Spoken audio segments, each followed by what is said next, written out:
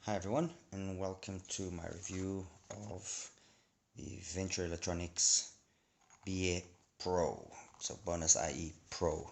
Okay, I actually bought this in the bundle with the Odyssey HD.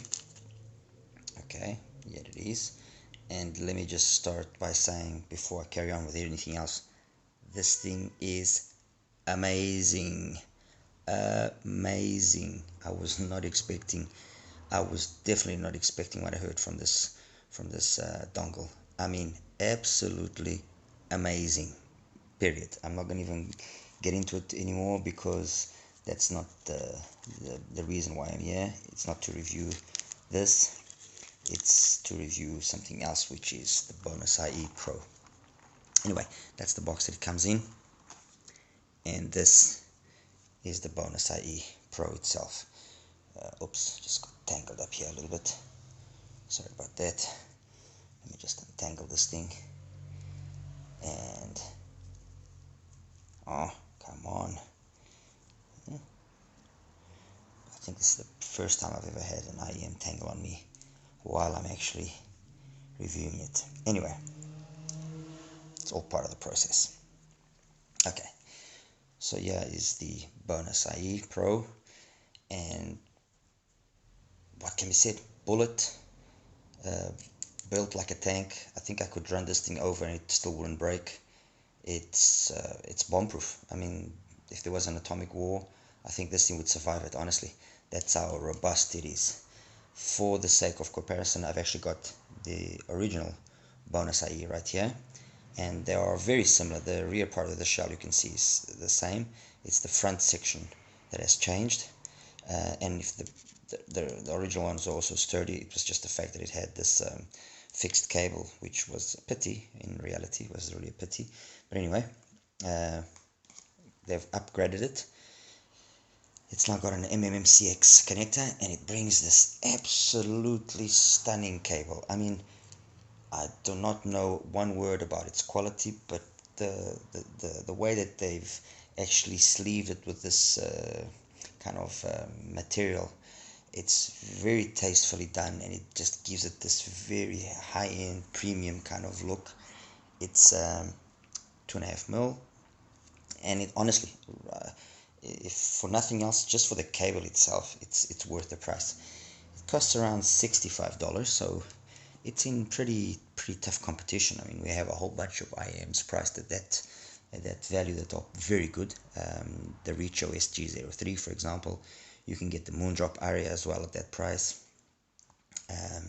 So it's not exactly a value which, well, you've even got the new KZ ZAS, that value. So it's not an easy marketplace to compete. In terms of fit, it fits like any bullet basically. It fits nicely in my ears. I've got no real complaints. The tips were, I ended up using the standard ones, but tips could be a little bit of a thing that you could experiment with to try and find the tips that actually works best with you. Decent installation. I mean, it's a bullet, so a bullet has its shortcomings. And having said that, like I said, once the fit is found, you know, you're the perfect one for you, it doesn't really bother. It stays in there, and I can wear it with the cable down, or I can actually put it the other way around, and you know, the cable around my ear. It will fit both ways quite nicely. Anyway, that's basically the IEM itself. On to what we want to know, which is, what does the bonus IE Pro sound like? Well, in a nutshell, and you know, to start off in a very simple, basic way, the moment I heard them, I got reminded of these. It made me think I was listening to a grown-up MH755. That's basically what I was reminded of.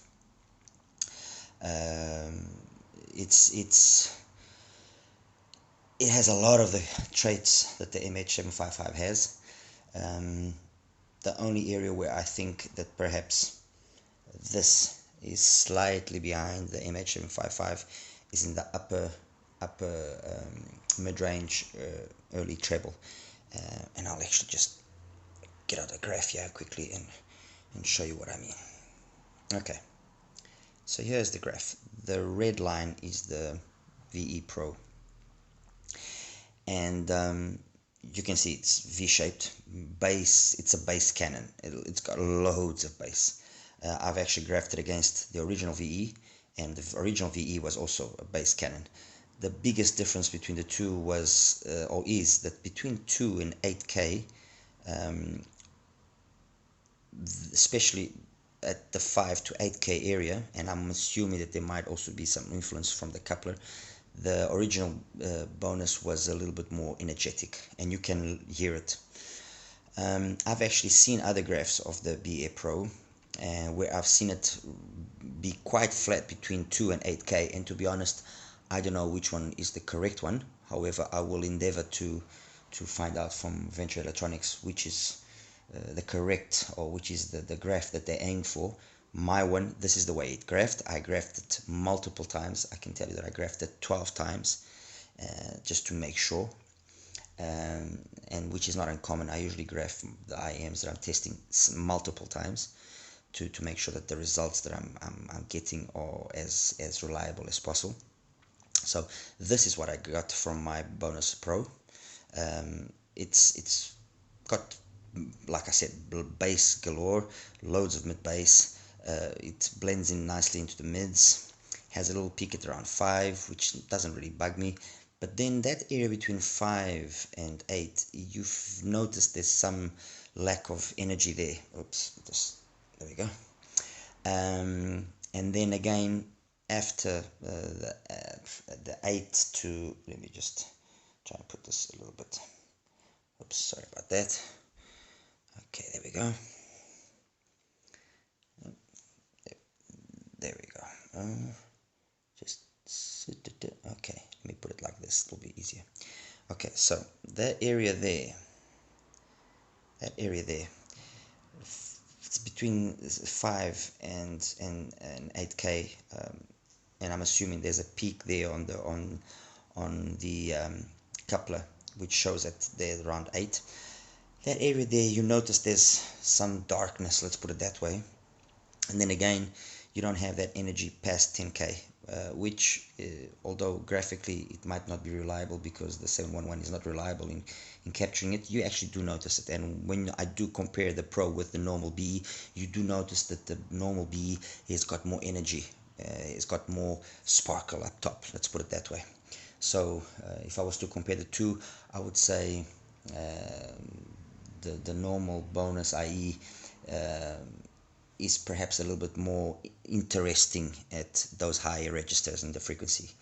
Okay, but on to the Pro itself. Bass cannon. I couldn't get enough of it, and the funny thing is, the bass in these things, it's a bass where you actually feel the air inside of your ear. You know, you feel it moving.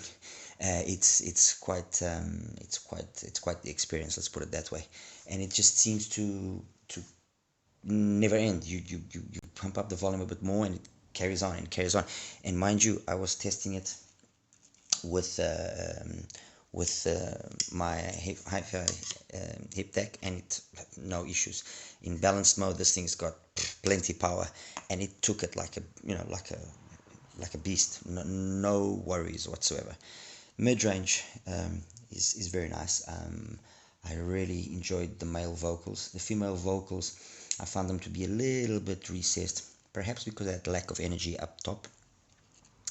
And then the high frequencies where I actually, well, there is enough highs, let's put it this way, there is enough highs, but for my liking, I would want a little bit more. So, and because I'm not one to go and resolve these issues with an equalizer, I just, I just say it as I hear it. I'm guessing that if you do equalize it, or if I was to equalize it slightly, I would then have the highs that I'm looking for. But as it stands, normal, straight out of the box, the highs, I would like just a little bit more, just a tad more. soundstage, and well, let me put it this way: all the technicalities, I didn't really pay much attention to them. And why? Because I was so impressed with the bass on these things that I found myself just listening basically to EDM and pop and anything that had loads of bass. I'll be honest. Period. I listened to that because that's where I think that these things shine. Um, since the vocals that I heard were lacking that sparkle that I was looking for, I kind of immediately just left all those styles on those genres, jazz and R&B, and I left that kind of style of music, which I listened to frequently, and I just focused more on, what I call the boom boom boom music. And these things are absolute beasts in that department. They will pound you and pound you. And the thing that is interesting about it is that the bass has quality. It's not like a lot of IEMs which are very bass heavy and have a very pronounced V signature where it's just boom boom boom and you don't really feel any texture or any. No, these things have texture.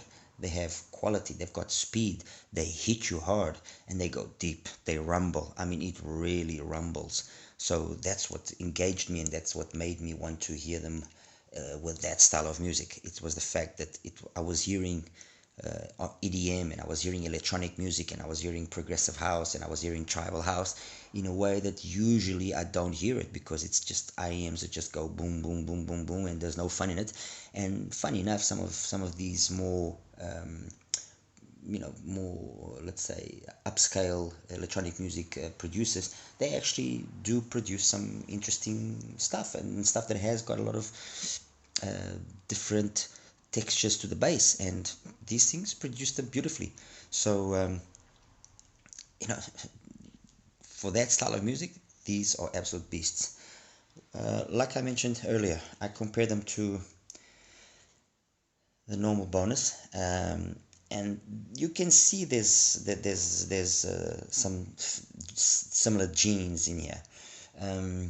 Of the two, which would probably be more suited for more genres of music, probably the standard BA, simply because it has more energy up top, like I showed you earlier in that graph, and that energy allows it to kind of blend more coherently across the full range of music. It's still a V-shaped IM, but that extra energy allows it then to, let's say, already have a soundstage where you can actually start picking and positioning stuff if you listen to music that what you want to look for. The other IM that I compared it was obviously the MH755, like I said. And for me, and to cut a long story very short, it's basically a grown-up, the pros are basically a grown-up 755. In that the only department where the 755 is superior is in the high mids and early highs. Okay, that. And then for the sake of comparing stuff which has got similar price, I listened as well to the Aria, and look, it's an unfair comparison, because, and I don't want to come across the wrong way when I say this. This plays music. This plays real music. This will leave you wanting, will leave you desiring somewhat.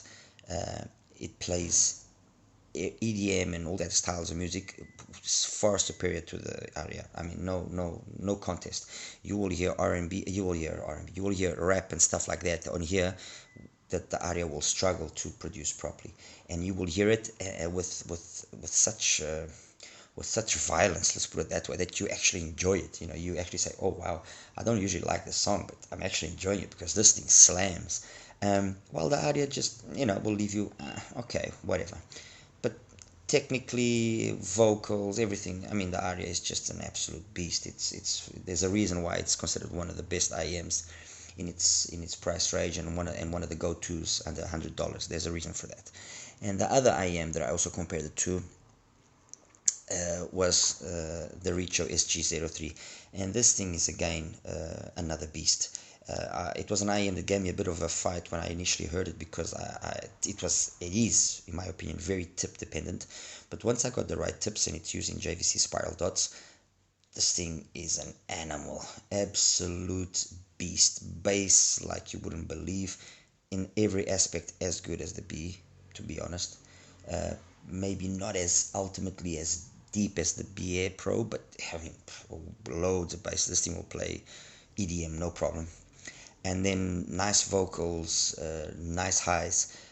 If anything, the only real negative point that I would give it is it sometimes there can be some sibilance and some aggressiveness, sometimes, and that's where the tip is very important.